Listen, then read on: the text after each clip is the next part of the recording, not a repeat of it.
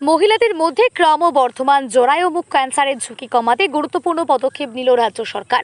নির্বাচনের আগে দেওয়া প্রতিশ্রুতি অনুযায়ী সরকার পরিবর্তনের পর শুরু হলো জরায়ু মুখ ক্যান্সার প্রতিরোধী টিকাকরণ কর্মসূচি।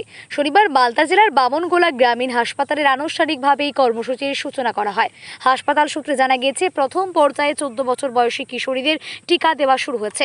আগামী দিনে পর্যায়ক্রমে 14 বছরের ঊর্ধ্বে মহিলাদেরও এই কর্মসূচির আওতায় এনে টিকাকরণ শুরু হবে। এদিনের অনুষ্ঠানে উপস্থিত ছিলেন বামনগোলা গ্রামীণ হাসপাতালে বিএমওইচ ডক্টর শুভদীপ মণ্ডল সহ স্বাস্থ্য দপ্তরের একাধিক আধিকারিক। অনুষ্ঠানে বক্তব্য রাখতে গিয়ে ডক্টর শুভদীপ মণ্ডল বলেন, জরায়ু মুখ ক্যান্সার প্রতিরোধে এই টিকা অত্যন্ত কার্যকর। পাশাপাশি রোগ সম্পর্কে সচেতনতা বৃদ্ধি এবং নিয়মিত স্বাস্থ্য পরীক্ষা অত্যন্ত গুরুত্বপূর্ণ। প্রতিরোধী এই মারণ রোগের বিরুদ্ধে সবচেয়ে শক্তিশালী অস্ত্র।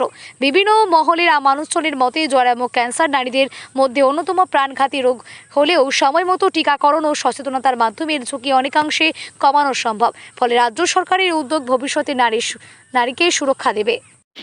আমাদের আজকে পশ্চিমবঙ্গব্যাপী আমাদের যে একদম ভ্যাকসিনেশন প্রোগ্রাম শুরু হয়েছে, এইচপিভি ভ্যাকসিন, যেটা আমাদের মুখ্যমন্ত্রী ডক্টর মাননীয় শুভেন্দু অধিকারী মহাশয় উদ্বোধন করলেন বিধাননগর পুলিশ কলেজ। সেই সাইমultaneously আমরা বামনগোলা আরএইচে আমাদের বামনগোলা ব্লকের এইচপিভি ভ্যাকসিনেশন ড্রাইভ আজকে উদ্বোধন করা হলো।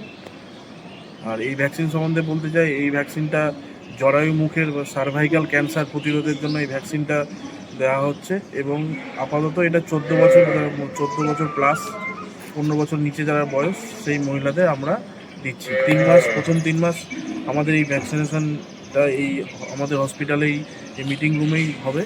পরবর্তীতে ফিল্ড লেভেলে আমরা এই ভ্যাকসিনগুলো 14 বছরের মহিলাদের আমরা দিতে পারবো।